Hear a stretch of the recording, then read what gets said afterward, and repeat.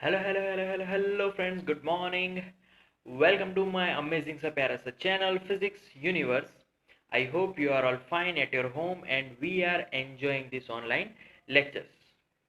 So guys, today our topic is hysteresis. So this is the subtopic from the previous topic. So this is the subtopic of ferromagnetism. So why, how can we get hysteresis in the ferromagnetism? So यहाँ पर ये बात हम लोग समझने वाले हैं. तो whenever we put ferromagnetic material inside the solenoid and current flowing through that solenoid, that ferromagnetic material gives some characteristic about the magnetic moments. Clear? तो उसके अकॉर्डिंग उसका जो हम लोग ग्राफ है उसको आज हम लोग समझने वाले हैं. जब कभी भी फेरोमैग्नेटिक मटेरियल को हम लोग सोलेनॉइड के अंदर रखेंगे और फिर करंट को इंक्रीज या फिर डिक्रीज करेंगे, उसके हिसाब से फेरोमैग्नेटिक मटेरियल जो भी कैरेक्टरिस्टिक देगा वो हम लोग ग्राफ से समझेंगे. So this is B which is in vertical direction, this is H. Okay, अब सपोज हमने फेरोमैग्नेटिक मटेरियल को सोलेनॉइड के अंदर रख दिया और फिर करंट को धीरे धीरे इंक्रीज कर रहे हैं. So this point, intersection point, is we call it as O. So क्या होगा कि उसका जो मैग्नेटिक फील्ड है वो धीरे धीरे इंक्रीज होगा कुछ इस हिसाब से. फिर यहाँ पर मैक्सिमम उसने पोजीशन कवर कर ली है. अब पहले तो हम लोग स्केल की बात कर ले. स्केल में यहाँ पर एच पे 100, देन 200, देन 300 और डाउनवर्ड में -0.5, yes, -1.0, -1.5. Similar here 0.5, here 1.0 and here 1.5. Okay, and left hand side -100, -200, then -300, so on. So क्या हुआ कि फेरोमैग्नेटिक मटेरियल को हमने सोलेनॉइड में रख दिया और फिर धीरे धीरे करंट को हम लोग इंक्रीज कर रहे हैं. अब करंट इंक्रीज हो रहा है, उसके हिसाब से उसके अंदर मैग्नेटिक फील्ड भी इंक्रीज होगा.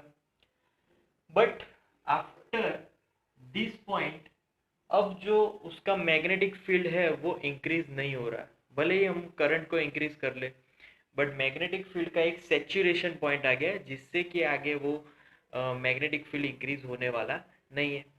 तो यहाँ से आगे हम लोग करंट इंक्रीज करें तो उसका कोई हमें प्रोडक्टिव रिजल्ट नहीं मिलने वाला. तो फिर उसके बाद हम लोग यहाँ पर एक सैचुरेशन पॉइंट मिल जाएगा, तब का magnetic field we call it as 1.0. Clear?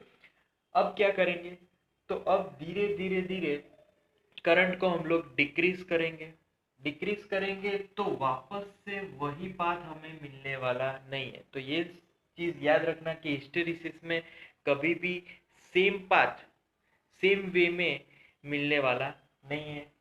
तो हम लोग ऐसा बोल सकते हैं कि ये रिवर्सिबल प्रोसेस नहीं है. सो फिर अगर करंट को हम लोग कम करते चले जाए तो फिर वो पास होगा डिफरेंट पोजीशन से. यहाँ से वो पास हुआ, कम करते चले गए, तो यहाँ पर उसने जो बी एक्सिस है मैग्नेटिक फील्ड की उसको इंटरसेक्ट किया. Clear? So at this point H is 0 and B value is 0.8 Tesla. तो इस पॉइंट को हम लोग बोलेंगे रिटेंटिविटी. दूसरा भी उसका नाम है रेमेनेंस, रिटेंटिविटी भी बोल सकते हैं. Clear? So whenever H will be 0 at that time B value is called retentivity or remanence. Okay, then again current को हम लोग पीछे ले जा रहे हैं. अब करंट को रिवर्स डायरेक्शन में ले जा रहे हैं, तो रिवर्स डायरेक्शन में करंट फिर आगे आएगा. क्लियर? फिर वो आगे जाएगा, फिर यहाँ पर इंटरसेक्ट होगा. अब यहाँ पर क्या हुआ एग्जैक्टली? सो यहाँ पर we know that now B is 0 at at this point, and h value that is minus 150 around. Clear? So h value is minus 150. So यहाँ पर at this particular instance b की value 0 हो गई, h की value हमें कुछ मिली. Clear? सो उस point को हम लोग रिवर्सिबिलिटी बोलेंगे. जैसे कि यहाँ पर रिटेंटिविटी था, वैसे इसको एक नाम दिया हुआ है. ओके, फिर अगेन हम लोग करंट को और रिवर्स डायरेक्शन में बढ़ा रहे हैं, बढ़ाते चले जाएंगे. फिर एक पॉइंट ऐसा आएगा कि जिसमें अब जो मैग्नेटिक फील्ड है वो आगे बढ़ने वाला नहीं है. भले ही करंट को आगे बढ़ा लो, बट वो आगे एक सैचुरेशन पॉइंट में पहुंच गया. क्लियर? अब फिर से वापस करंट को पहले जो डायरेक्शन थी वापस उसी डायरेक्शन में ला दो, तो फिर क्या होगा, वापस से वो बढ़ता चला जाएगा, बट उसने अब जो अपना पाथ लिया वो टोटली डिफरेंट ले लिया. क्लियर? तो कुछ इस हिसाब से first it moves to A, then A to this point B, B to C point, C to D point, D to यहाँ पर F, and last one G point. Clear? तो पॉइंट्स दे दिए. इस हिसाब से जो अपना हिस्टेरिसिस लूप है उसको हिस्टेरिसिस लूप भी बोल सकते हैं कि एक हिस्टेरिसिस लूप बन गया. तो हिस्टेरिसिस लूप कुछ इस तरीके से वर्क करता है. Clear? So that's it for today, guys. Thank you so much for listening my video lectures till the end. That means a lot to me. Thank you very much.